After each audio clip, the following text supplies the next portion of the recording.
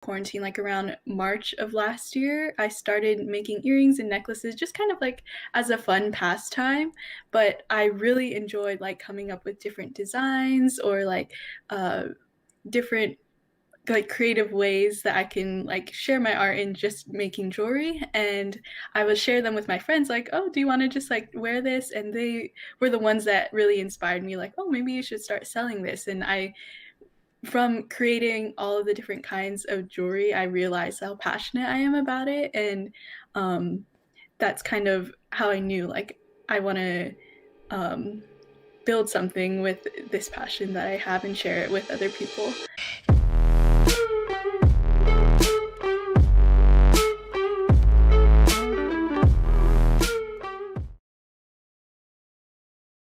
Damn, Aiden, you a killer.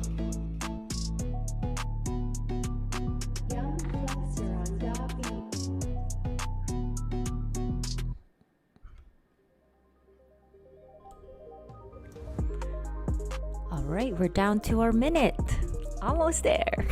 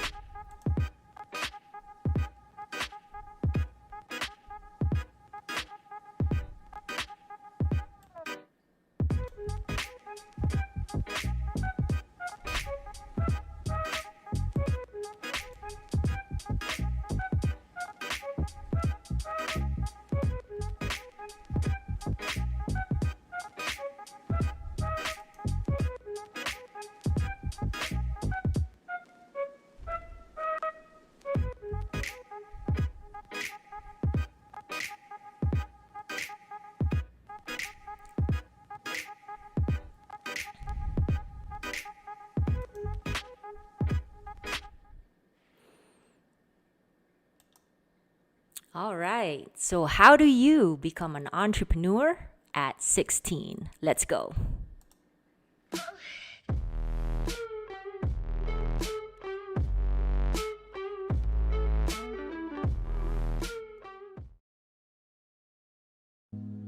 You guys will find that you have passions, and having a passion is a gift.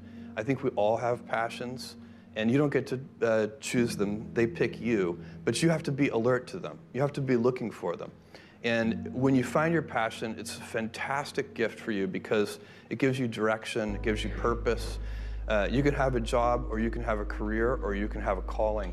And the best thing is to have a calling. And if you find your passion, you'll have that, and all your work won't feel like work to you. Many kids and many grown-ups do figure out over time what their passions are.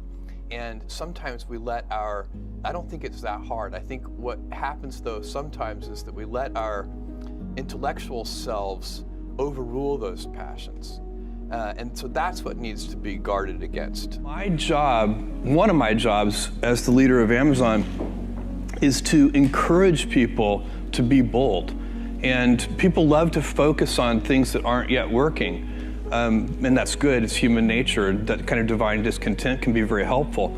But you really, it's incredibly hard to get people to take bold bets. And you need to encourage that. And if you're gonna take bold bets, they're gonna be experiments. And if they're experiments, you don't know ahead of time whether they're gonna work.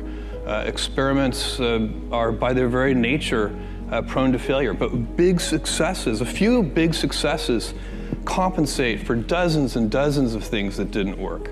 So, bold bets, AWS, Kindle, Amazon Prime, our third-party seller business, all of those things are examples of bold bets that did work, and they pay for a lot of experiments. I've made billions of dollars of failures at Amazon.com, literally billions of dollars of failures. And maybe you are 16 years old, 17 and 18 years old, and you wonder, how do I make money as a teenager? You are 17 years old. Relax. Okay, you are young. It is okay. I started early.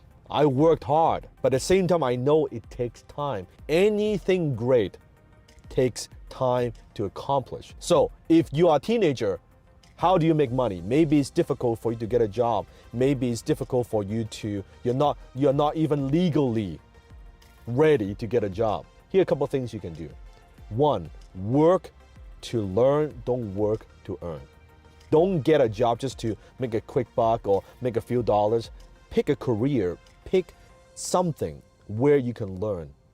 You can develop your skill, you can acquire some knowledge. Better yet, pick someone that you can learn from, work under that person. Find a mentor, be an apprentice, be an intern. Doesn't matter. You are learning.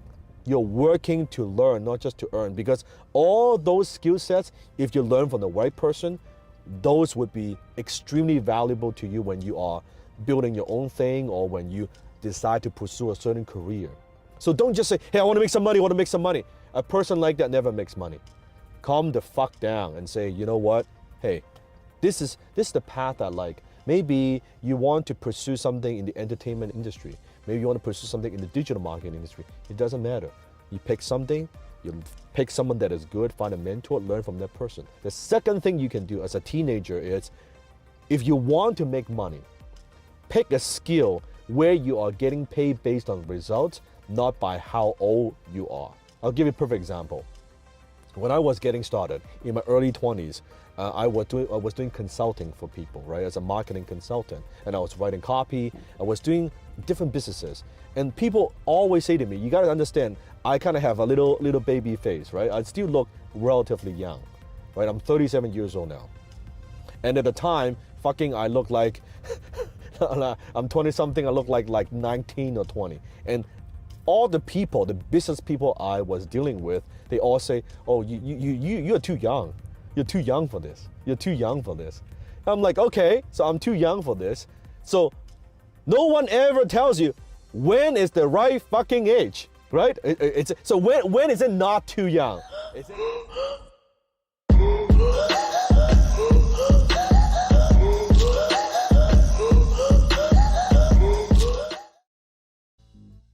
On today's show, Great. She is working at a boba shop part-time while majoring in photography at Las Vegas Academy. She doesn't have a license yet. Instead, she focused on launching her own collection. Last year, she began delivering during COVID, and on Valentine's Day, she received 40 orders in one day with multiple items per order. She even decided to upsell her clients by adding cards, chocolates, and other TLC items. She started at 16. She is a Las Vegas native. Everyone, please help me welcome Jyzselle. Jyzselle, hi, welcome to the show. I'm so excited to have you. Yeah. Okay, I'm glad we got a chance to make this work. Let me start off. Yeah, let me start off with the first question. Let's talk about Jeff Bezos's tip.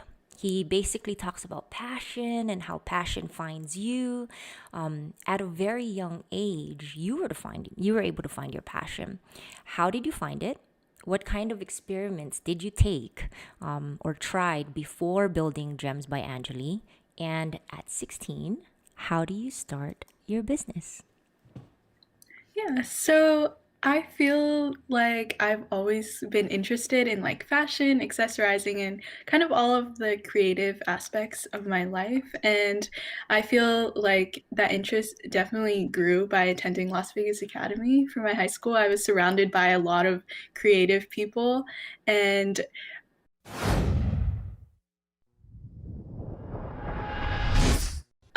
during the beginning of quarantine, like around March of last year, I started making earrings and necklaces just kind of like as a fun pastime.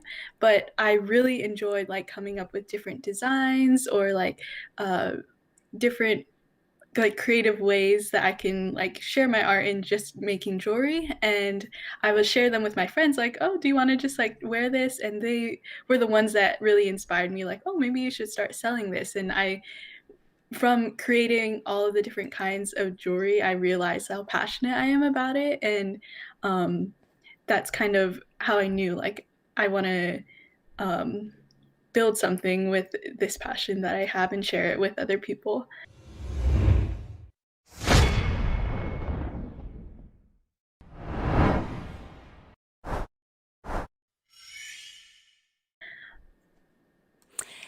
Okay, so we have to take it back because on our call the other day, you did tell me that before you built Gems by Angeli, you were doing something that was quite unique. In our last episode, actually, Gary Vee was talking about how to flip different items. Like this guy went from homeless and he just went into a thrift store. He just kept flipping and flipping and flipping. And I find it so crazy that I found you who Yeah. kind of did the same thing. Tell us about that journey when were you 16 or were you 15? How old were you? Yeah, I actually I started that with one of my best friends, and it was like the end of our freshman year of high school, so about like 15 years old when we were that started that.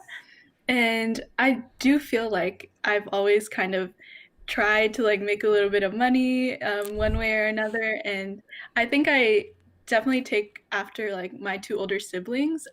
I've seen them accomplish like a lot of great things, and I feel like I've always wanted to succeed in my own way. And so we had that idea in my freshman year to go thrifting, and we would find like pieces that were really in trend during that time, and we would just post it like on our Instagram account that we had. And we didn't even have like credit cards or anything at the time, so we would just collect cash and like I would use that money and just like deposit it into my savings account or use it to go thrifting again and find more pieces that we could sell. And we did that until like about our junior year of high school, so like around last year. But because of the pandemic, a lot of the thrift stores closed, and we weren't in school anymore too, so it was just really hard to upkeep with that. That makes a lot of sense. Gosh, at 15, what was I doing? I was in Hawaii. We would always, I got my license. So we would always go island cruising. That was the thing. You just cruise around the island and like hang out. Yeah, So that sounds like definitely not fun. an entrepreneur back then. I have thrifted, but I never thought about reselling them. I think that's actually a pretty good idea. Have you always been a hustler? And why do you think this um is? Yeah, I don't know. I kind of touched on that a little bit, but I do kind of feel like I've always been trying to make a little bit of money just in any way. And I think because I'm the youngest, like I've just watched like my two older siblings like go, and my brother was like the first one on my dad's side to graduate from college, and my sister, she was actually a valedictorian and she's going to UC Berkeley right now. And so I just watched them like do all these great things, and I think because of that I've been really independent and like trying to just um do like good things in my own way. You're competitive. So A you're little bit, kind of yeah. like competing with your siblings.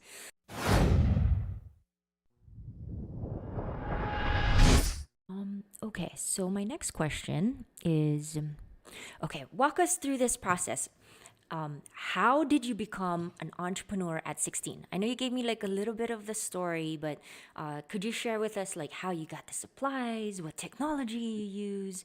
Walk us through the process of how you like upsell people and everything that you do during the COVID times, basically in Yeah. 2020. Okay. So at the start of like my small business, I actually was working part-time at a restaurant, as well as the job that I'm still working at right now.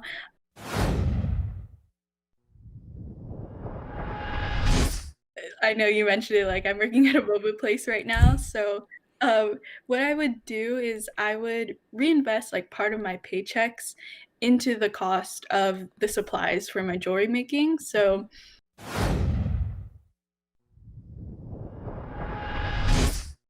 I would take part of that money and save it, and I would use that to find like the most high quality supplies just for the best deal. And so I did a lot of research on that before actually launching my business. And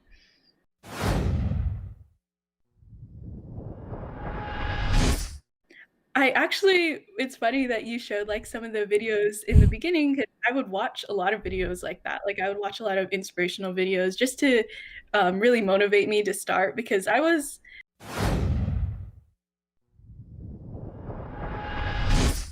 kind of discouraged in the beginning because I didn't really know anybody that's ever done that before. So I would watch a lot of those videos like you showed, just to get some That's inspiration. cool. And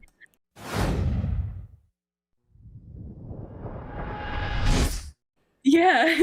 And then even I found that different social media apps like Pinterest, it helped me to get inspiration, like production wise, like ways to get the most like eye catching or like appealing photos of my products. And I think because I'm a photography major at LVA, like my background in photography also helped with that, to help get like really nice pictures that I can use like of my products.